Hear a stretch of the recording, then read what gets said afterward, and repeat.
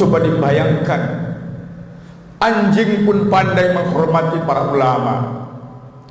Anjing sedang lapar pun tidak mau menyakiti ulama. Aku lihat serigala-serigala lapar itu bersimpu di hadapanku sambil menggoyang-goyangkan ekornya dan menghampiriku dengan mata yang penuh cinta dan sayu. Anjing pun pandai menghargai ulama. Siapa saja yang membenarkan pembohongan mereka dan membantu kezoliman mereka, falaisu minni walastu minhum, dia bukan umatku dan aku bukan nabinya. Siapa saja yang membenarkan penyimpangan penguasa, maka engkau bukanlah umat Nabi dan Muhammad bukan Nabi, murtadlah engkau. Alhamdulillahi Rabbil Alamin, wa bihi nasta'in ala umuri dunya waddin.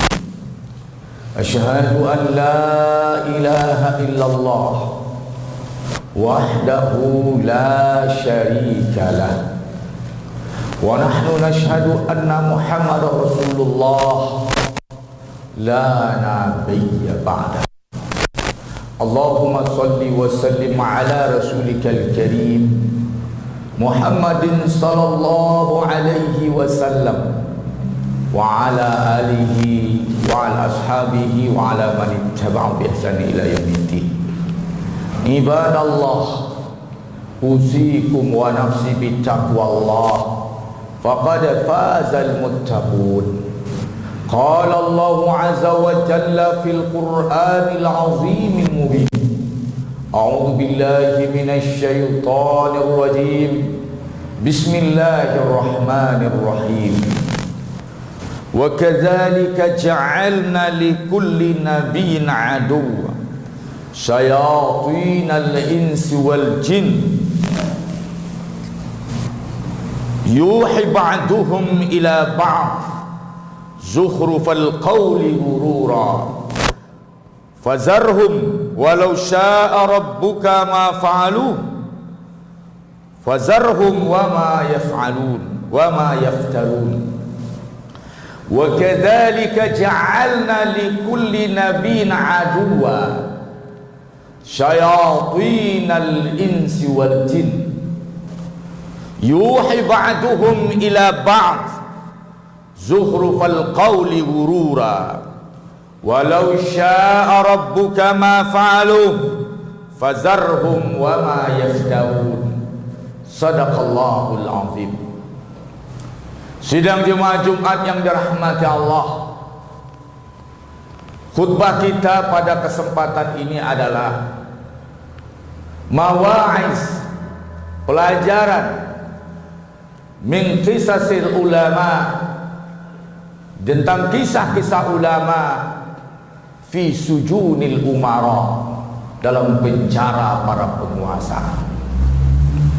Sidang jemaah Jumat yang dirahmati Allah, telah berfirman Allah Subhanahu wa taala dalam surat Al-An'am ayat 112, wa kadzalika ja'alna likulli nabiyyin aduwwa, dengan demikian telah dijadikan pada setiap nabi itu musuhnya, sayatinal insi wal jin, dari kalangan setan manusia dan setan jin.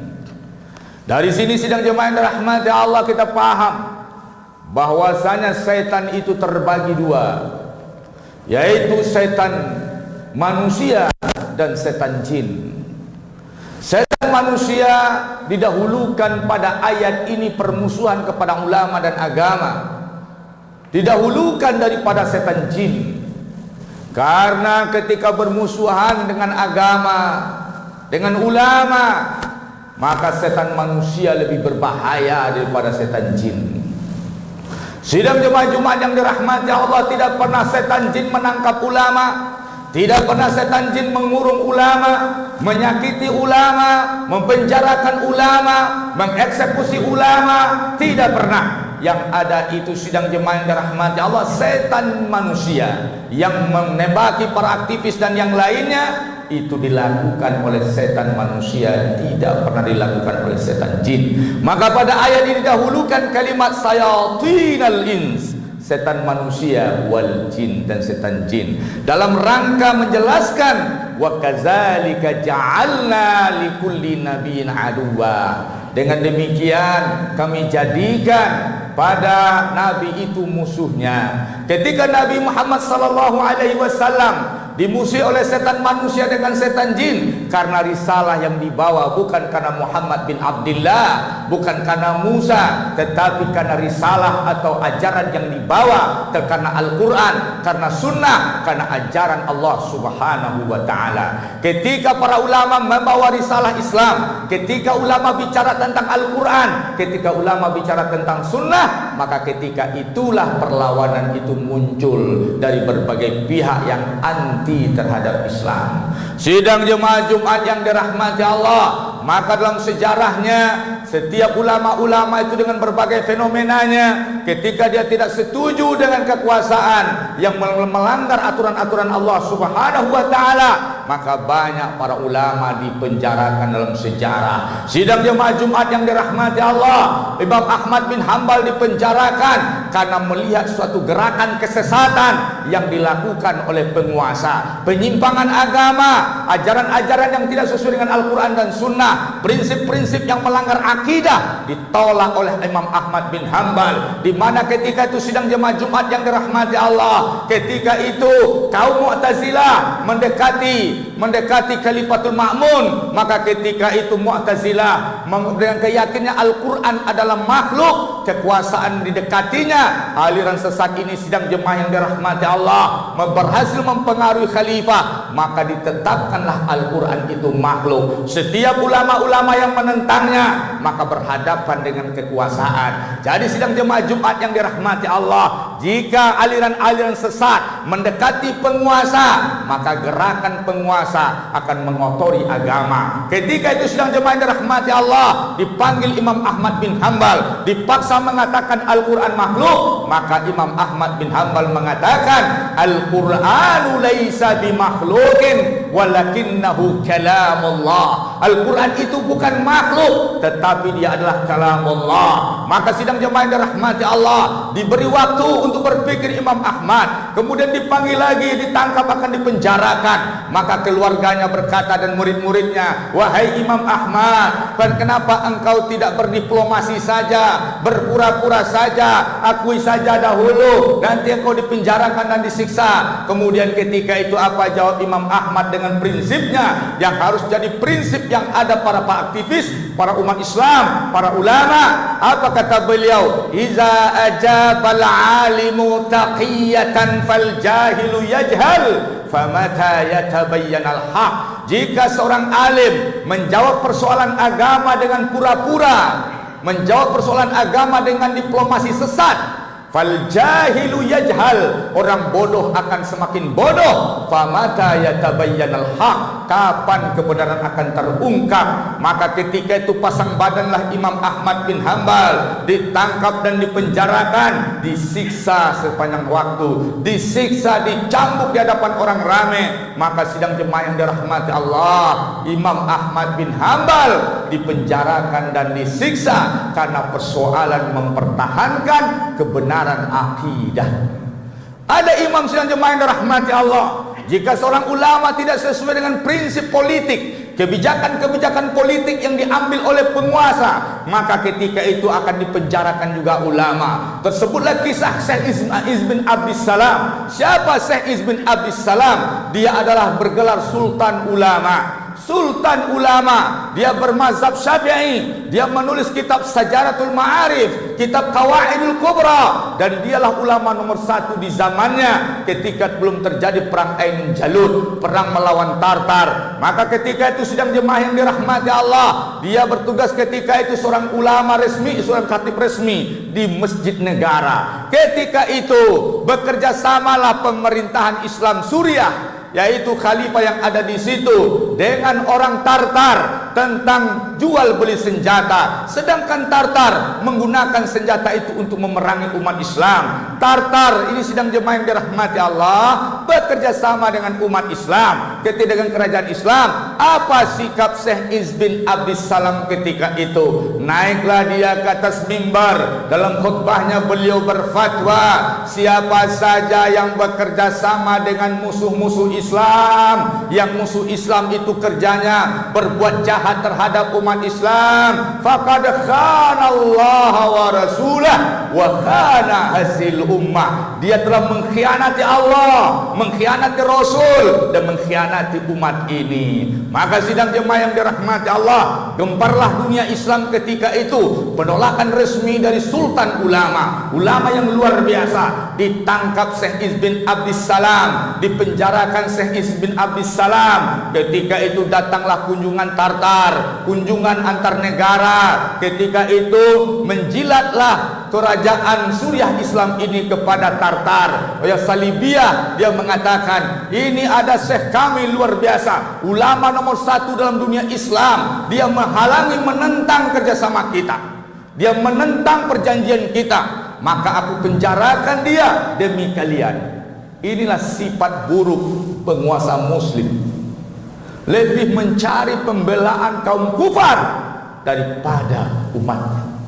Maka sidang jemaah yang dirahmati Allah, bertanyalah utusan Tartar, apakah ini ulama nomor satu kalian? Iya. Boleh aku lihat dia? Boleh. Datanglah dia ke penjara Syekh Izz bin Abdissalam. Syekh Izz bin Abdissalam sedang baca Quran. Apa kata orang Tartar? Kalau ini ulama nomor satu kalian, kalau dalam agama kami orang seperti dia dicuci kakinya dan kami minum air kakinya. Ini orang kafir menghargai kiainya, menghargai ulama agamanya. Kalau ini dalam agama kami, kami akan cuci kakinya dan kami akan minum air kakinya itu. Itu pernyataan orang Tartar. Sidang jemaah Jumat yang dirahmati Allah, maka sidang jemaah akhirnya Syekh Izz bin Abdissalam dibuang dan kemudian pergi ke Mesir. Di Mesir dengan muridnya Qutus Wali Muzaffar, maka dia memerangi Tartar. Tumbanglah Tartar ketika perang Ainun Jalut dipimpin oleh murid Syekh Izz bin Abdissalam, Jenderal Qutus Wali Muzaffar, cucu Salahuddin Al-Ayyubi. Maka akhirnya berjayalah Islam, tumbang Tartar sebagai negara adikuasa di tangan Qutus Wali Muzaffar, didampingi oleh gurunya Syekh Izz bin Abdissalam. Sidang jemaah Jumat yang dirahmati Allah, jika ulama tidak mau dirangkul oleh penguasa, dipenjarakan juga. Imam Abu Hanifah Nu'man, Imam Abu Hanifah Nu'man, dialah yang pengasas, pemilik mazhab Hanafi. Beliau lahir di Kufah. Di zaman Bani Umayyah beliau disiksa, dicambuk. Di zaman Ja'far Al-Mansur Bani Abbasiyah, maka dia dipenjarakan. Di umur 70 tahun, disiksa setiap hari, dicambuk tiap hari, maka meninggallah Imam Abu Hanifah Nu'man dalam penjara. Seorang ulama yang luar biasa, yang Anda kenal mazhab Hanafi. Dari 4 mazhab, Hanafi, Maliki, Syafi'i, Hambali, maka sang Imam Abu Hanifah Nu'man meninggal dalam penjara, dicambuk dan diracun. Maka berakhirlah ulama di dalam penjara dan kematian dalam tahanan.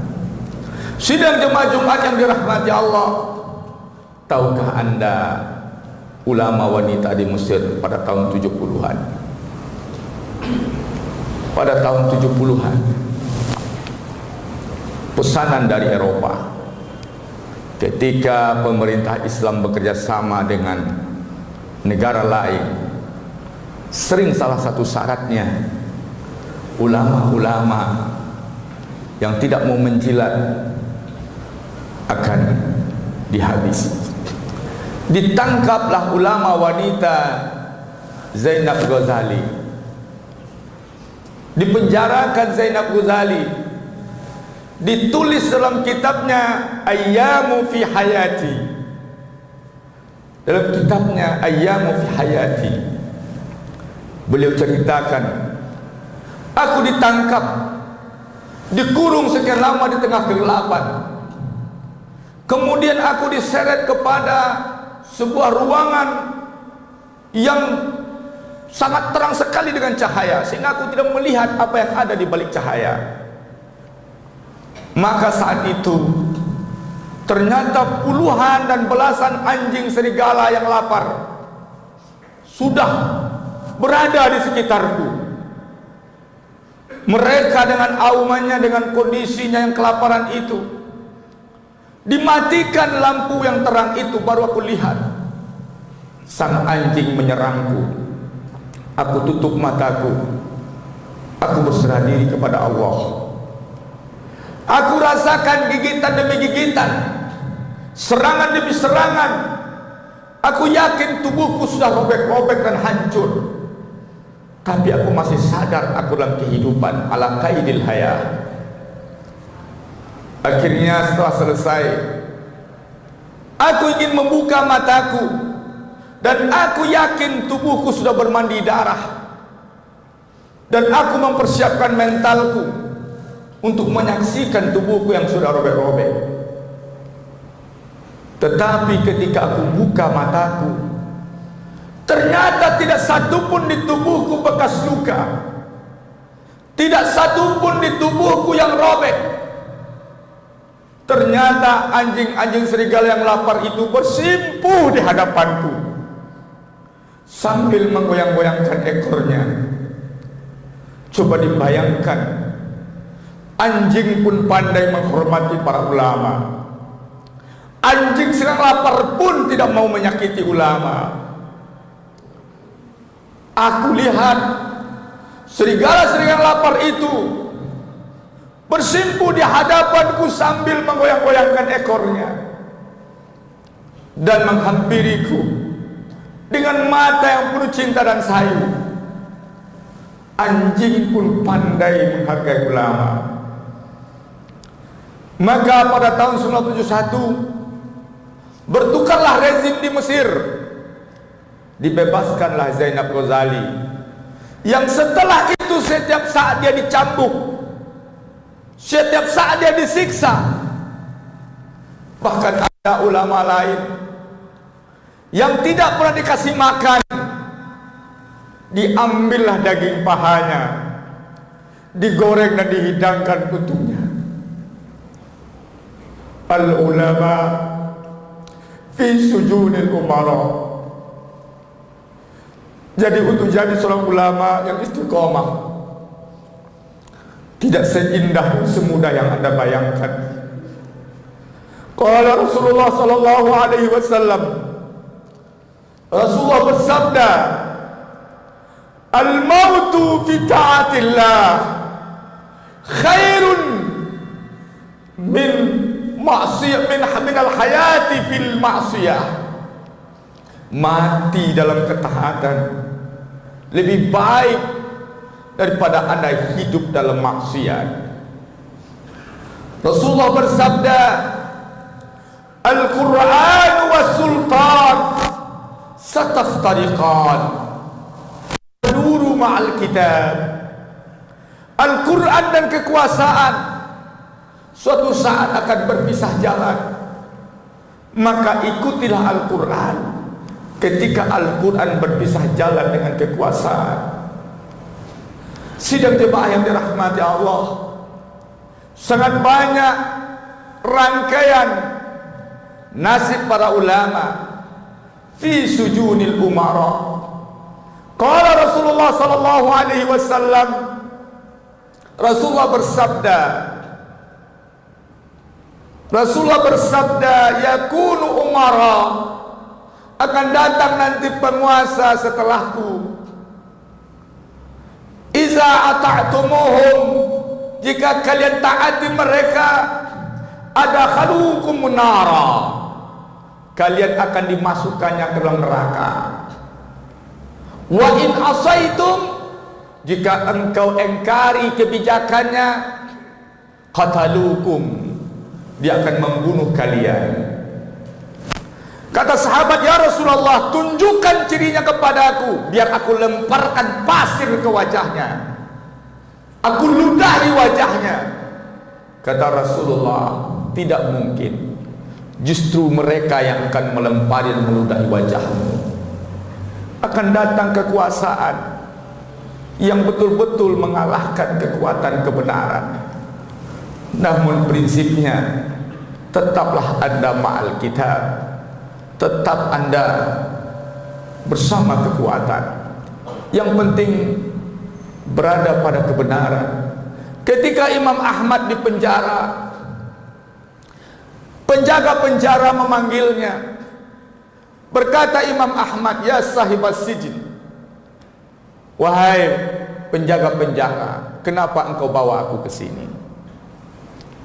Wahai Imam, aku akan bertanya padamu. Apa kau tanyakan? Tentang hadis-hadis a'wan zulmah, para pembela kezoliman. Kata Imam Ahmad, hadis yang sahih tentang pembela kezoliman sangat banyak. Yang mana engkau mau? Saya bertanya pada engkau, ini ma'murun, saya ini hanya diperintahkan. Jadi orang yang melaksanakan tugas kezoliman di bawah selalu beralasan, saya terpaksa dan diperintahkan. Apakah saya ini min a'wani zulmah, seorang penolong kezoliman? Dijawab oleh imam, lah, engkau bukan penolong kezoliman. Dengarkan hadis Nabi dulu. Qala Rasulullah sallallahu alaihi wasallam li Ka'ab bin Ujrah. Nabi berkata kepada Ka'ab bin Ujrah, i'azakallahu min umara'i sufaha. Semoga Allah melindungi engkau dari penguasa yang sufaha, yang bodoh, tolol, jahat. Wa ma imaratu sufaha? Apa itu penguasa sufaha? Maka Nabi menjawab, ya Ka'ab, umarau sufaha la yahtaduna bihadi. Dia tidak memerintah dengan hidayahku. Wala yastannuna bisunnati, tidak menerapkan hukum sesuai sunnah-sunnahku. Faman sadaqahum fi bikizbihim wa anahum ala zulmihim, siapa saja yang membenarkan pembohongan mereka dan membantu kezoliman mereka, falaisu minni walastu minhum, dia bukan umatku dan aku bukan nabinya. Siapa saja yang membenarkan penyimpangan penguasa, maka engkau bukanlah umat Nabi dan Muhammad bukan nabimu, murtadlah engkau. Wala yuriduna alayya haud, saya tidak akan pernah beri kesempatan dia meminum air telagaku. Izan, wahai imam, apakah aku ini penolong kezoliman? Tidak, engkau bukan penolong kezoliman. Yang penolong kezoliman itu adalah yang memberikan makan mereka, yang mencucikan baju mereka, yang membantu kehidupan dunia mereka. Sedangkan engkau tidak, engkau orang zolim itu sendiri yang terlibat dalam kezoliman mereka. Engkau bukan penolong kezoliman, tapi engkau yang berserikat dengan mereka, engkau termasuk orang zolimnya. Fa'tabiru ya ulil absar la'allakum turhamun.